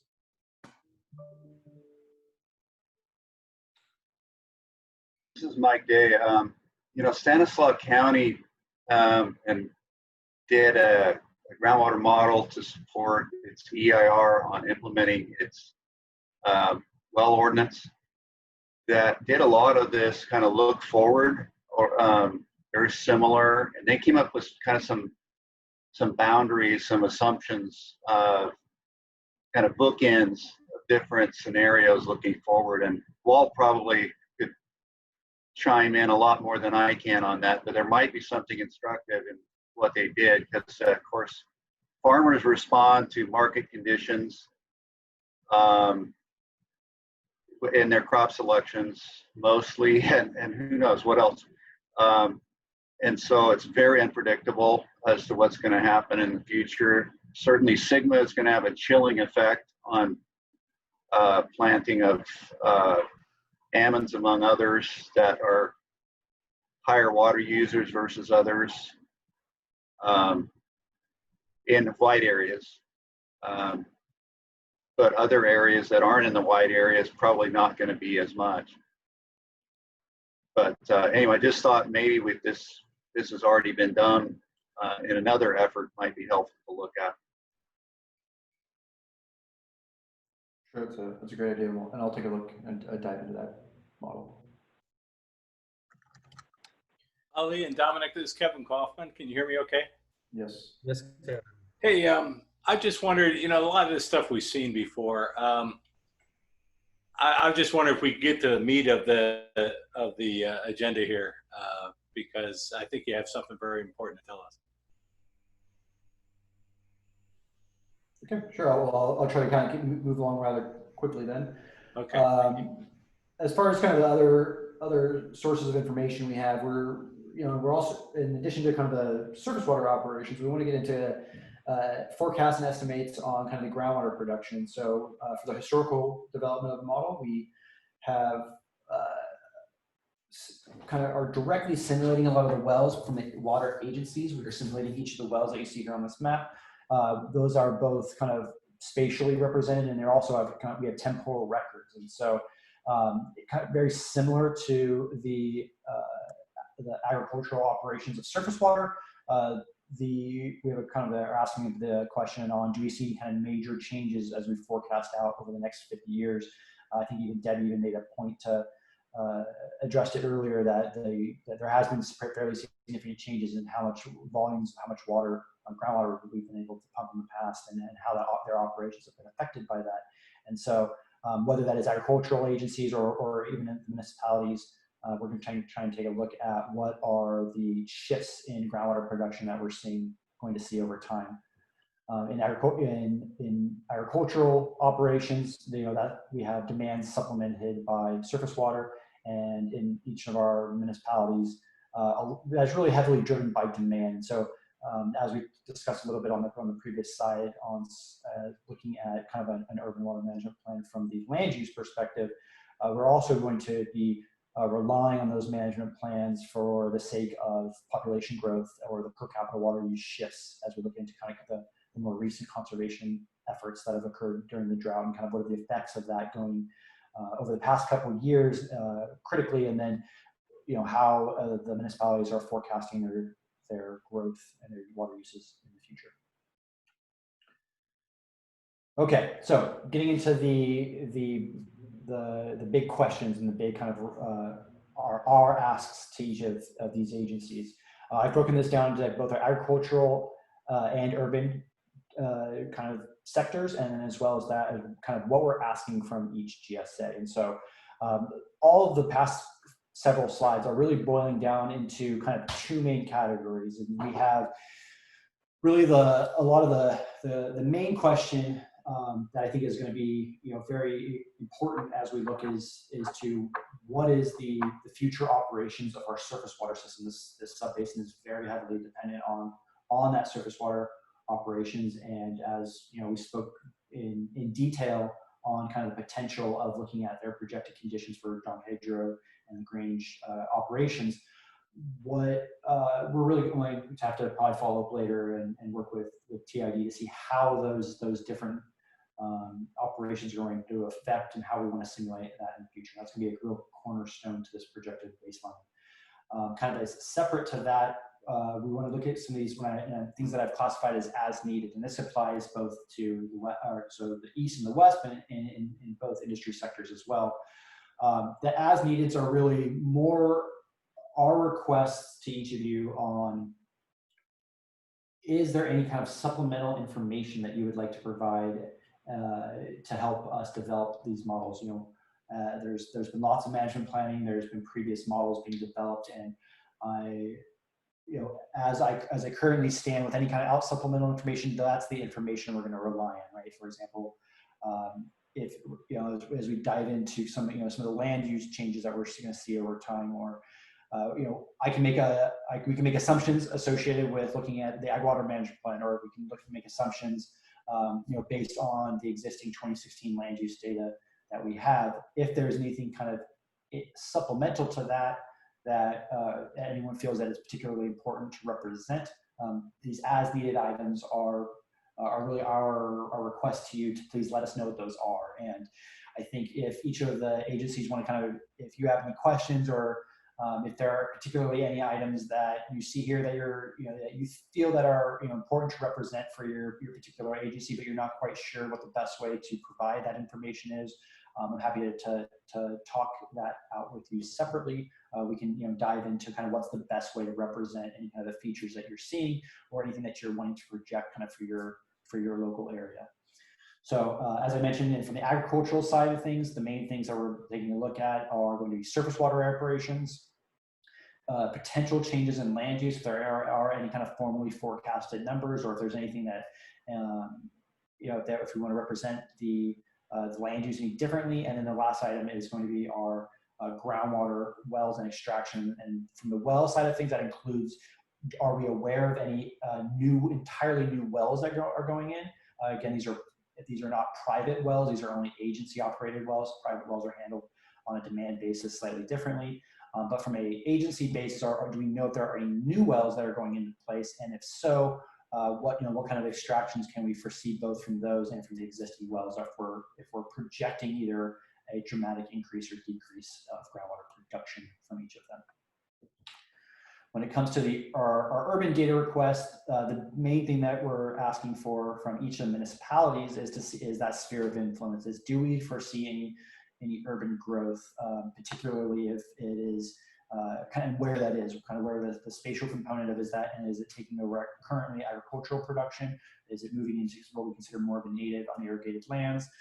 Where are we seeing the growth of urban land use over the next 50 years? And if we have that projection available, if I could collect shape files or whatever you have available, that would be a huge help. The other kind of the as needed for municipalities that we're saying is if there's anything supplemental to what you have in your urban water management plan, is otherwise we already acknowledge that a lot of those plans, the existing models already estimate population growth, per capita use, and projections of groundwater production. If there's anything that varies from there, if you have any questions, I just ask that you kind of please reach out to me shortly, and we can develop the data that represents your municipality the best that we can. And then the last component here for what we're considering are unincorporated rural areas. Again, it's as needed. We can make assumptions associated with population growth in rural areas or per capita water use. But for the most part, particularly unincorporated areas, as there's not the amount of organization associated with them like a major municipality, there's a lot of uncertainties associated with that. And so if there's anybody who is aware, maybe particularly from like the county side, if there are estimates in population growth on a rural basis, that would be very helpful for us to capture that as we dive into our projected conditions baseline. And then timeline. Definitely one of the more challenging aspects of this. Our goal in order to get a projected conditions baseline to you at the next TAC meeting, which is kind of going to come up very, very, very quickly, is I basically need to be able to collect that data as soon as possible. And so in order for us to be able to present the baseline results, to be able to look at the water budget to develop our sustainable yield by the next TAC meeting and maintain the current schedule, I will need the kind of the requested information or any kind of supplemental information that you want to make sure that is included in this over in the next week. So the June 11th is today. The 19th is effectively a week from tomorrow, or a week from today. So what I'm planning on doing is sending out a kind of a formalized list, basically a kind of a written version of what you've seen in this presentation, of what could potentially supplement and help our model development. And if I could at least, if at the bare minimum, hear back from you as soon as possible on what types of things we can expect to receive from you, or if we can expect to receive some things from you as very soon as possible, so I can get into the planning aspects of the model development. And then if we can get the actual data by the end of next week, that would be outstanding. So in general, I guess I kind of pushed through these last couple of slides really quickly. Are there any questions or comments or anything that anyone else has?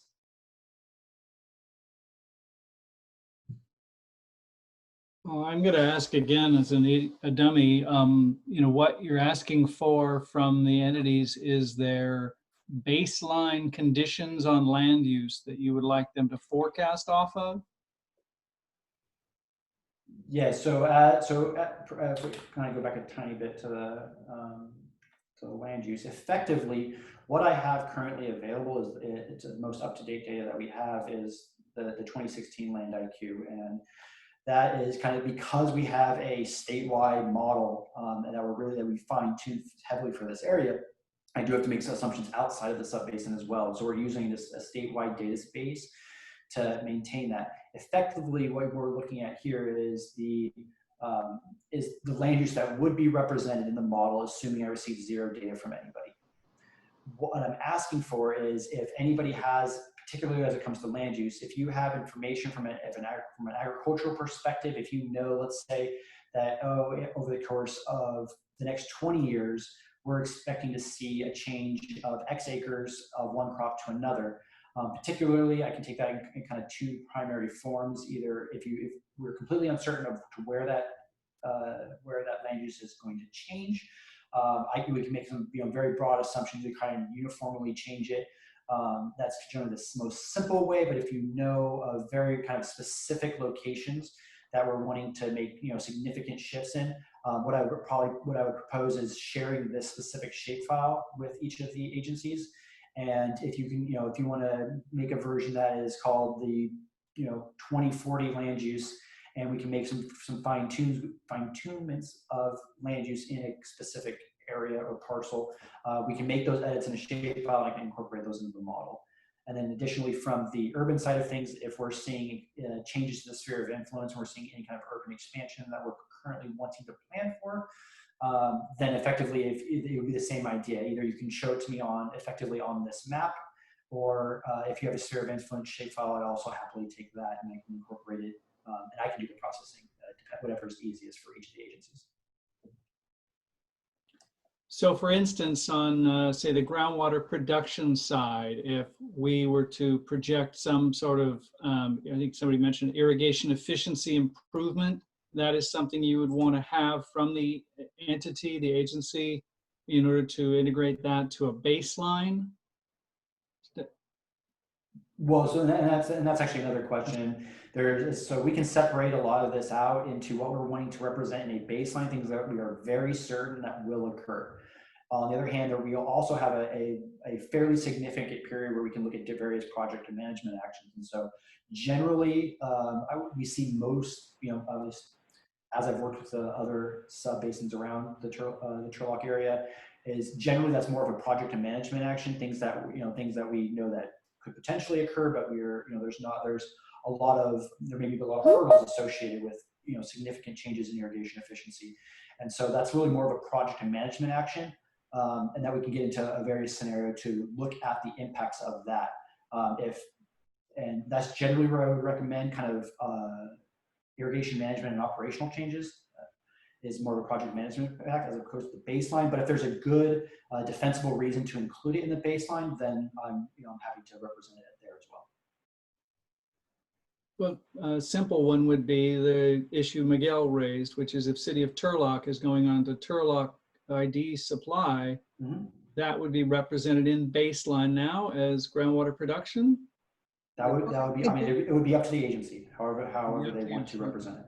So you would like, or it could be incorporated into the GSP itself as an action and a plan, and yes, supporting groundwater sustainability going forward.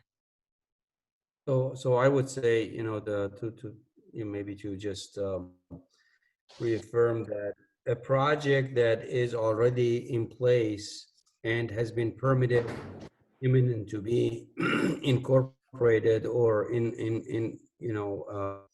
developed, then that is probably something that we want to have as part of the baseline. Otherwise, we just assume that to be a project and management action on the, in just a couple months as we look at the results of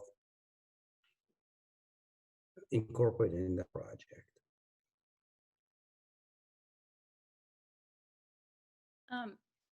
Can I ask a question? This is Amanda with Leadership Council. Please. Great. We would definitely want to make sure that the baseline also is taking into account water use for unincorporated communities as well as and just smaller communities. I know that's probably not going to be a huge dent in water use, but could be, is necessary for projections and modeling. So we would urge the GSAs to, get in touch with the counties and make sure that all of the communities and their SB 244 analyses and their general plans, that their domestic well use is also incorporated into the baseline. We're definitely planning on incorporating domestic land use, domestic groundwater production. And that is currently planned to be in the model. But again, if there's any supplemental information to really fine tune, where some of these small systems are where they're represented and the volumes that they're represented, if we want very specific, wells to be incorporated, then I just ask that, they should provide that information, and I'm happy to do Yeah, and that should be in the SB 244 analyses and the general plans. Yeah. So. Sounds good. We'll look into it. Great.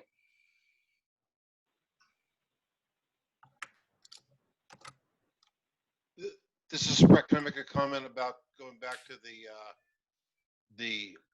whether we're looking at the SED flows or the FERC flows or the VSA flows, and I'll just say that those are such big drivers for water availability and water management and the linkage between surface water and groundwater that, and I understand that DWR and the state board are, not of one mind on, what flows are going to be required on the main Tuolumne, but it just seems like, that factor determines so much about how to operate groundwater sustainably that, I just think that this analysis is going to skew one way or the other based on how that aspect of it is interpreted.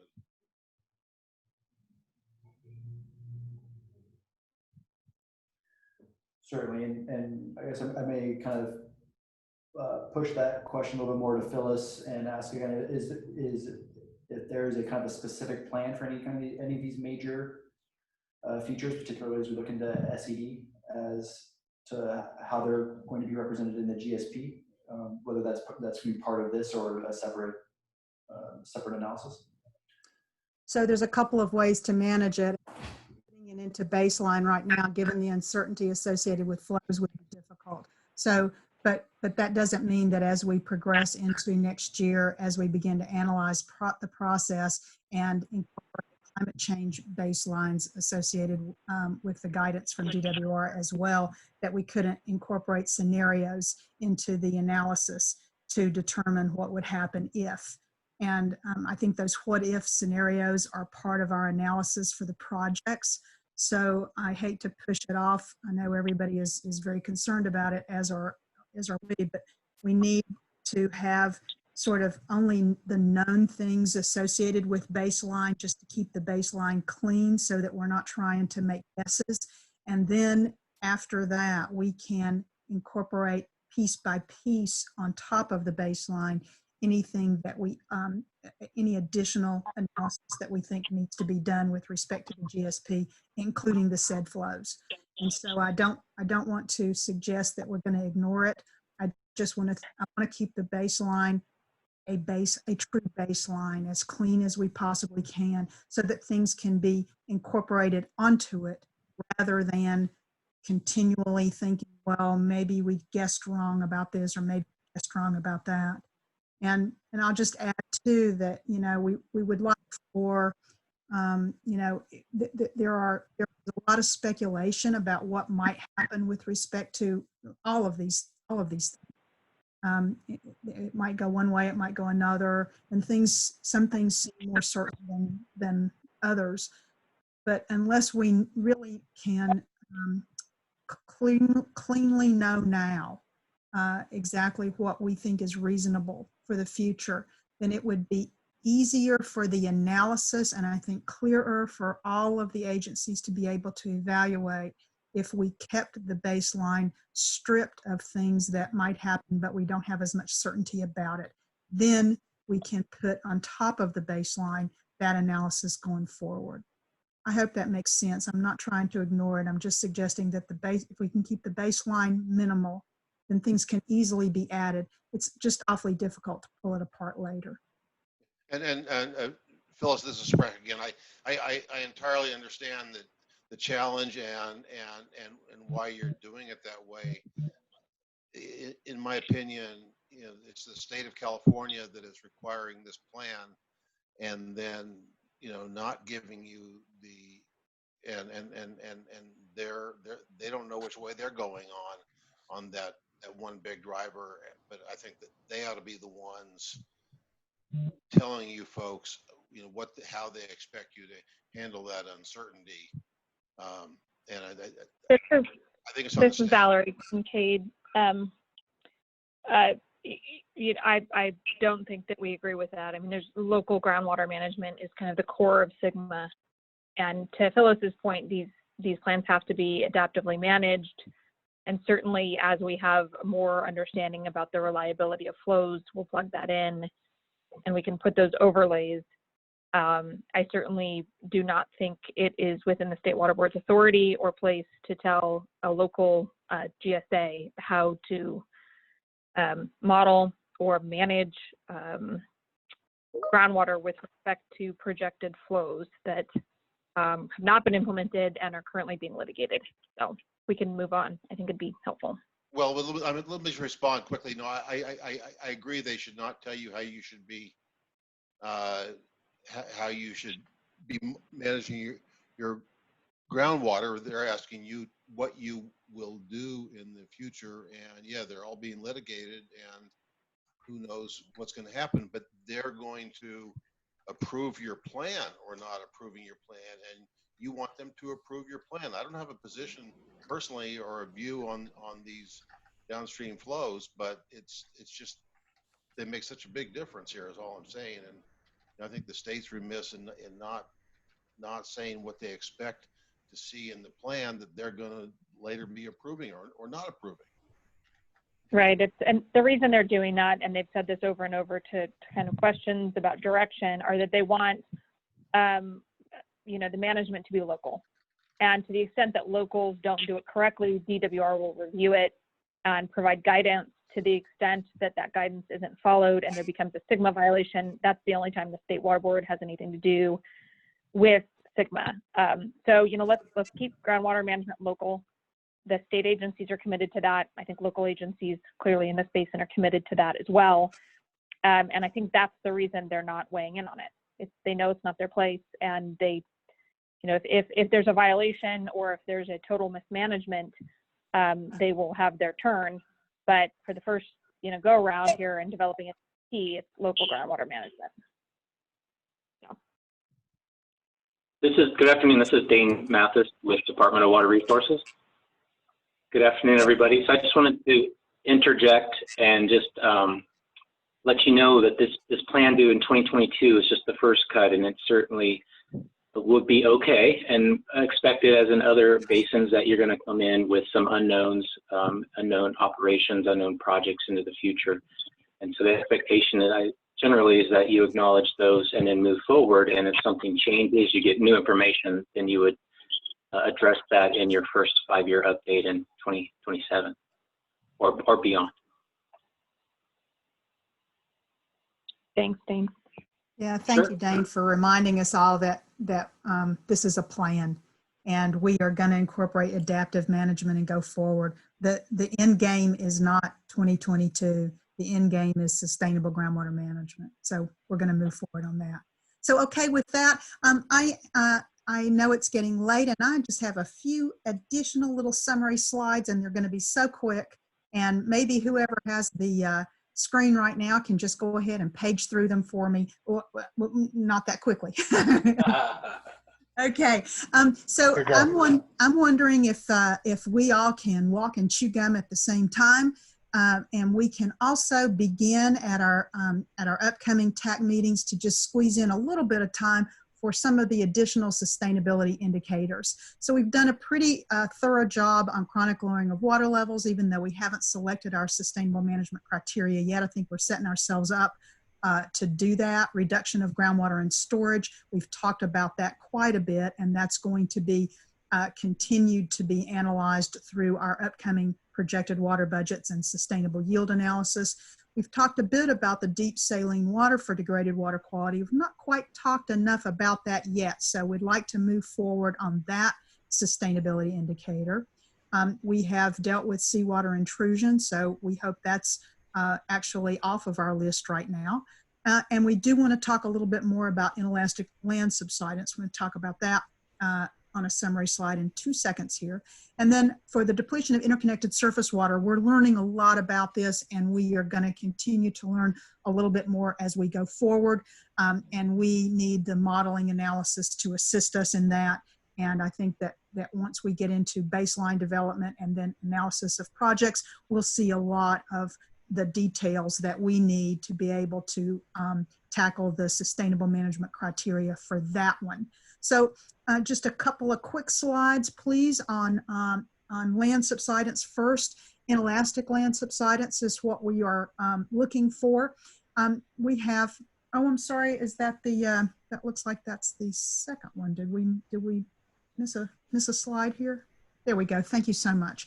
One of the great things that has happened in the state of California is that DWR has now commissioned and retained services to look at ongoing satellite imagery using INSAR data for vertical displacement. So vertical displacement in California can mean up or down. I'd like to point that out to everybody. We have tectonic activity in our state, and so sometimes we actually see the land surface rising. From a groundwater extraction perspective, we're worried about the other way. We're worried about land actually subsiding as a result of groundwater extraction. We've gone over, I know even in February, was the most recent time that we have looked at the processes associated with land subsidence. But I wanted just to quickly show this new map and notify everyone that we have some ongoing monitoring associated with this. So historically, subsidence hasn't been a big issue for the Turlock Subbasin. And we do want to consider minimum thresholds, however, to mitigate the potential for future subsidence, especially in the areas around the Corcoran clay.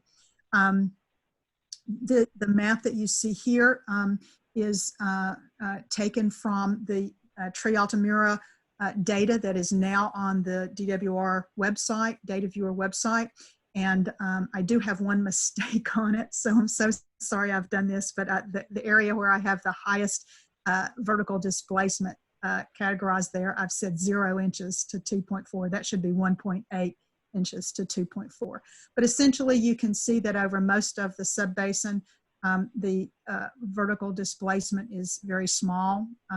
There's no vertical displacement in the areas of the gray, and then a small amount of vertical displacement indicated in other areas. This is over a 4-year period, essentially, from June 2015 through September 2019.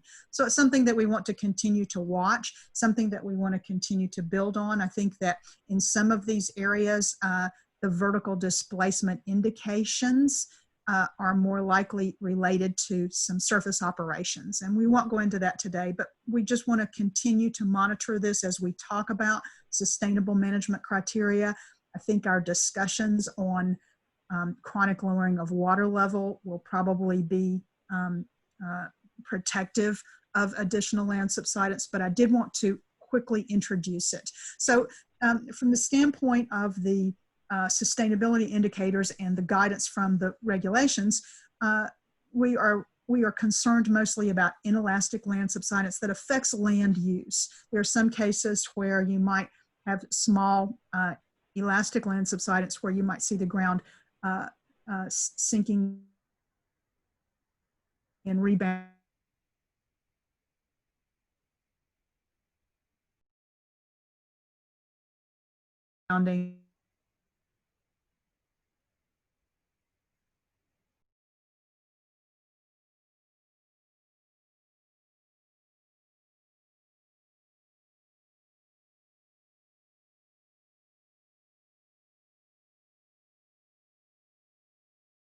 How we're going to be developing and thinking about the undesirable results.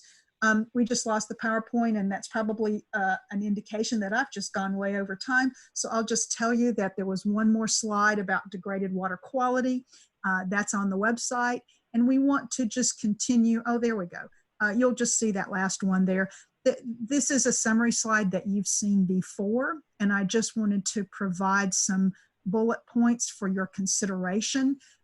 When we get to talking about the water quality sustainability indicator, I just want to point out that the GSP is not really meant to duplicate the water quality authority that others have for regulatory programs that are ongoing.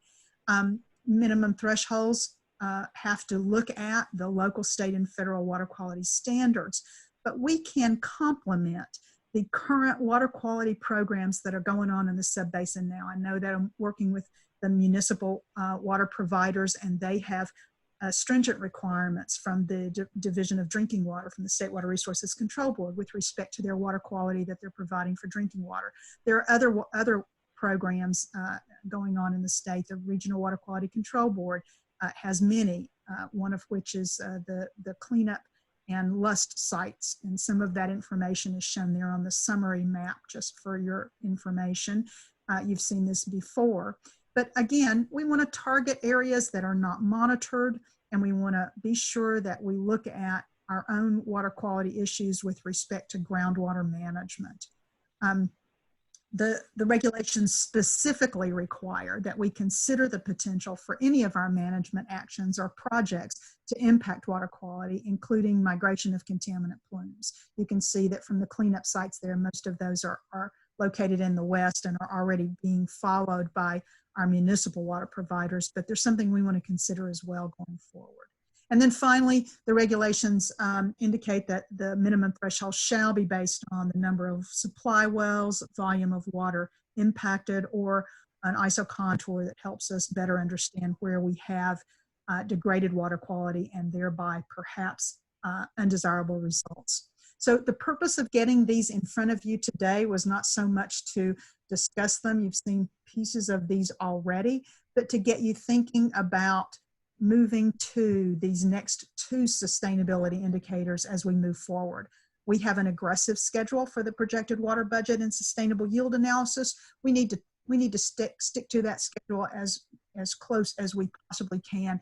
In the event that we don't quite make our special meeting in July, which was the date that you saw on Ali and Dominic's slide, we have plenty to continue to discuss. We want to get a good understanding of our sustainability indicators and our undesirable results definitions under our belts, so that when we move into the projects, which we're going to do very quickly here, move into the project discussions and where we might have the potential for enhanced recharge, or there might be demand reduction issues. We need to have already a good understanding on kind of where we're headed and what these undesirable results might mean to us. So there are the next steps, a little list there for all of us. I think we've talked about that a lot.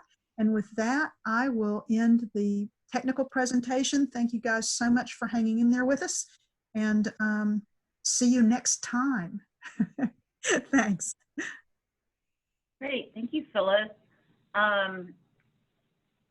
It looks like we do have some, we saw the next steps, we do have some homework for the agencies to return some of that information back to Dominic and Ali. I think June 19th, it looked like was the date that they're looking for information, or maybe by the end of next week. So for the TAC members, if you guys could just keep that in mind, and if you have some information that you do want to share with them, go ahead and get that to them then. We have a little sneak peek from Phyllis right at the end there on water quality and subsidence that we'll be talking about in the future.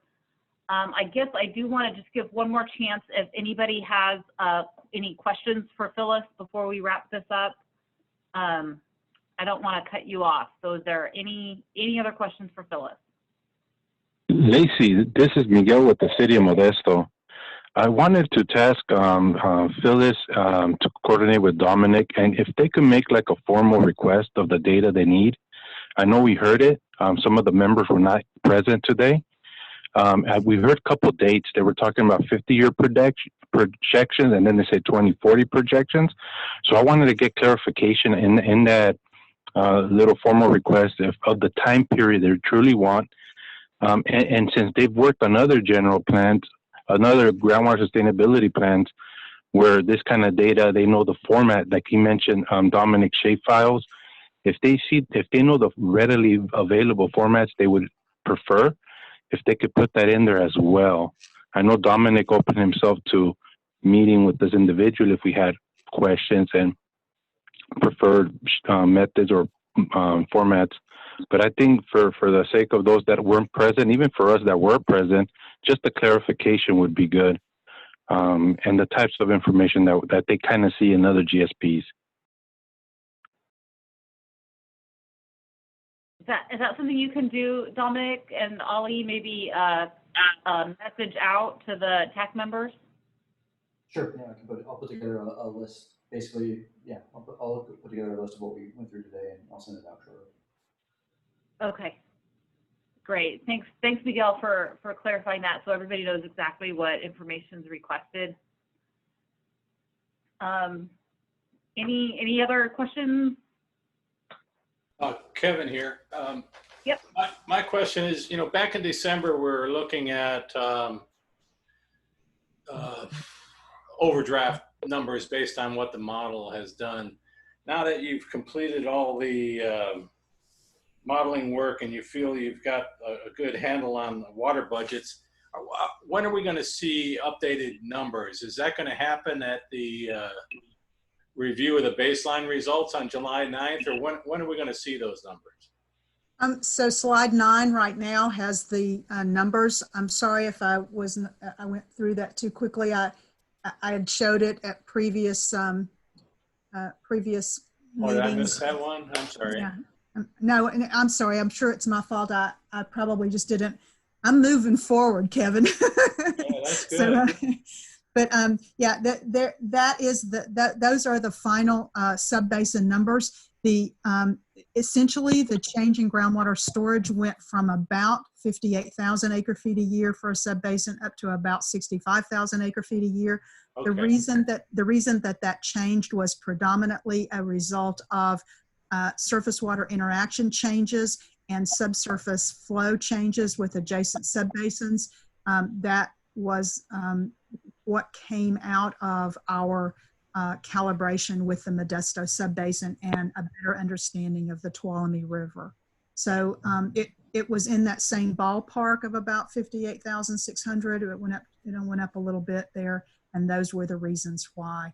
And then those numbers, if you go through the process of adding all those up, you'll understand sort of where the changes occurred. I'm sorry I didn't go through that carefully enough. No, I probably wasn't paying attention. Not paying attention to. It happens. I hate working from home. The other thing related, so on June 9th, we're going to see the baseline results. And will there be maps as far as kind of showing the differences between what's going on the west side versus what's going on the east side? I guess I'm more interested in that. Yeah, and I'm sorry, I don't have that with respect to even the updated water budget in front of you now. This is just the sub-basin. We'll obviously do it the same way that we handled the historical, Kevin. We would move in the direction of doing the sub-basin wide numbers first to get us to sub-basin sustainable yield. And then at that point, if you can just give us a little chance to get that far, then we can absolutely go back and pull out. I think, Dominic and Ali still have the zone budget set up, so it should be just a matter of pulling out the numbers once we have the baseline ready to go. Okay. Thank you. Thank you. Any other questions from Dennis, Walt, anybody else?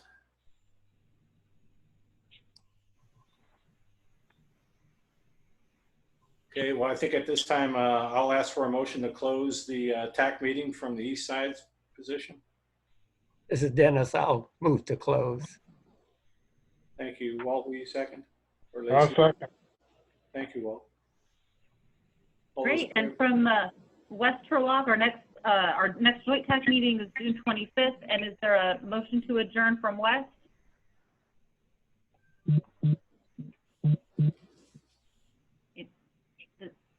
I move to adjourn, Lacey.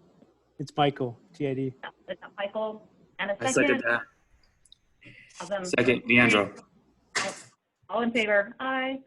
Okay, Aye. we're adjourned. Thanks, everybody. See you at Thank you so much. meeting.